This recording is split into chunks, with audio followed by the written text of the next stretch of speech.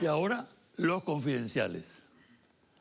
Cuando se observan ciertas actitudes que responden a un patrón de deslealtad por parte de dirigentes que llegaron a tener significación y que luego optaron por desertar del campo progresista, vale la pena recordar lo que sucedió en El Salvador durante la Guerra Civil.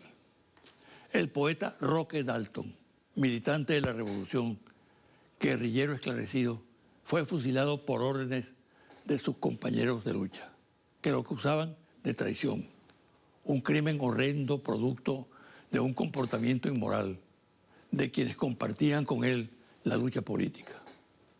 Tiempo después se supo que quien ordenó el fusilamiento de Dalton, y según algunos lo ejecutó personalmente, fue el guerrillero Joaquín Villalobos. Los restos del poeta nunca aparecieron y en la actualidad se ha abierto un proceso para el esclarecimiento de la verdad en torno a este caso. Villalobos trabaja hoy para los servicios de información y contrainformación de los Estados Unidos, organismos de inteligencia, de seguridad, que por cierto, un poema de Dalton fue premonitorio en la denuncia del vil asesinato. Comillas: cuando sepas que he muerto, no pronuncies mi nombre, porque se detendrá la muerte y el reposo. Cierre comillas.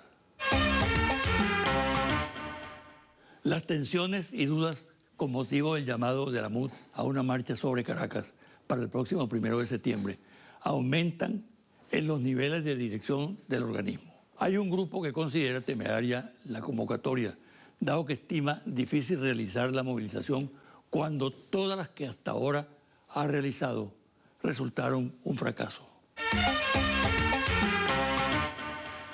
Hay otro grupo que piensa que el problema estaría en que el control de una multitud como la que aspira a reunir la MUD es muy difícil, dadas las tensiones que existen en el país y a la certeza de que hay la disposición de grupos extremistas interesados en provocar un choque con la fuerza pública y con el chavismo.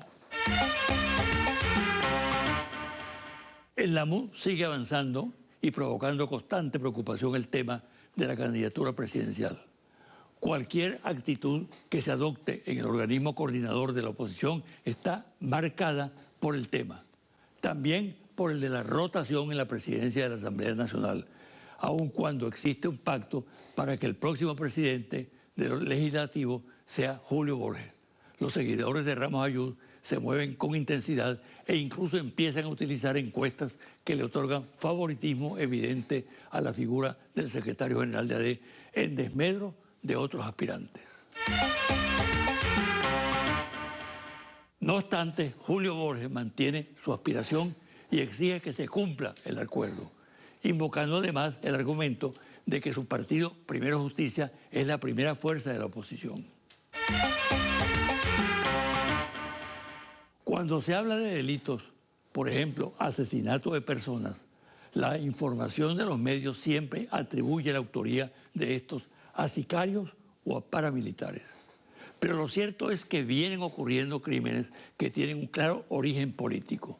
Ejemplo, últimamente y en diferentes circunstancias fueron asesinadas las siguientes personas: Elizabeth Aguilera, dirigente social militante del PSUV en la Cota 905, Caracas. Un grupo le dio muerte en su propia casa y su cadáver fue quemado en plena calle. Un segundo caso fue el del coronel ejército Mariano Mosquera Ugarte, asesinado en Valencia, Estado Carabobo, abogado, juez militar que tuvo en sus manos varios casos de personas vinculadas a la política. Y un tercer caso es el de la concejal del PSUV y luchadora social en Cagua, Estado Aragua, Shirley Guilarte. Están investigando los organismos policiales y la seguridad del Estado con seriedad y con la urgencia de vida estos crímenes, donde el dato político es fundamental.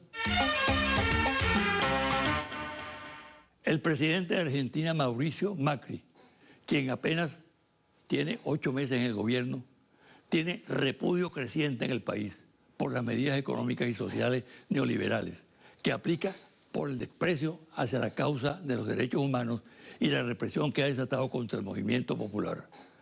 Ahora está negociando con los Estados Unidos la instalación y funcionamiento de 2 bases militares en suelo argentino.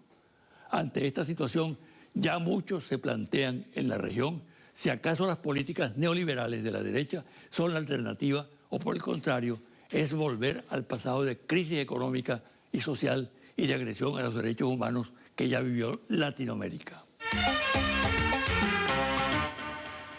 Los Estados Unidos están trabajando en la ampliación de sus políticas en la región con operaciones clandestinas, pese a que siendo los temas pautados son la paz, la seguridad y defensa, narcotráfico. Participan activamente, sin embargo, sus especialistas en asuntos estratégicos, asesores militares y sobre todo la Agencia Central de Inteligencia CIA con fines políticos y desestabilizadores, operando con base en Colombia, lo cual convierte a este país en epicentro de esa política con miras a extender hacia otros países de la región. Acompañando en estas políticas y doctrinas militares está la estrategia del Comando Sur en América Latina, que mantiene enfoques muy bien definidos. Según su jefe, el almirante Kurt W. Titt, se vienen monitoreando las actividades de China y Rusia, además de la influencia de Irán en la región, así como el flujo de ilícitos, armas, personas, desastres naturales y crisis humanitaria. Confidencial al cierre, interlaces. Confidencial al cierre, reporte ejecutivo. Ficha técnica, 1.418 entrevistas directas en hogares en 22 estados del país, del 1 de agosto al 8 de agosto de 2016. Resultados, índice general de desabastecimiento en hogares. Número 1, el índice de desabastecimiento en el hogar, elaborado por Interlace, revela una importante desaceleración al pasar del 45,20 en julio a 41,50 para la segunda semana de agosto, lo que quiere decir que aumenta el 3,7 el porcentaje de productos disponibles en el hogar. Número 2, el índice de desabastecimiento en el hogar de Interlace evalúa 42 productos de la canasta alimentaria normativa que tienen mayor incidencia en la conflictividad social y en la valoración de gestión del gobierno nacional.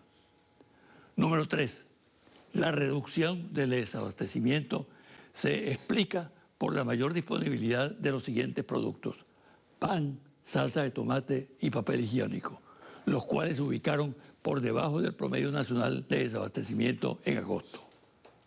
Número 4, las regiones menos abastecidas del país son la región oriental con 51,7%, la región Los Llanos con 47,86%. Número 5, por nivel socioeconómico, los hogares más humildes declaran 48,73% de desabastecimiento, mientras que los hogares más ricos disponen de más productos con un nivel de desabastecimiento de solo 21,58%. Los hogares del nivel socioeconómico B declaran 26% de desabastecimiento y 37% los hogares del nivel C, mientras que el nivel D manifiesta 43% de desabastecimiento. En el hogar se impone entonces una revisión de la efectividad de los programas sociales dedicados al abastecimiento de alimentos en los sectores más pobres del país. Número 6. La investigación de Interlace revela también cuáles son los 5 productos que más buscó y no consiguió el venezolano durante la segunda semana de agosto: jabón de baño, de desodorante, pasta dental, champú y papel higiénico. Número 7. En conclusión, la espiral de desabastecimiento en el país se ha venido estabilizando en torno al 41% con tendencia a la baja, debido principalmente a la actualización de precios de los principales productos de la canasta básica del venezolano. Número 8. La lentitud en la revisión de los precios de los productos de aseo personal ha sido la causa principal por la que sigue siendo la categoría más desabastecida en el hogar y que solo se consigna a través de los bachaqueros y por medio de canales informales como el trueque. Hasta aquí el programa de hoy. Me despido hasta el próximo domingo a las 9 de la mañana.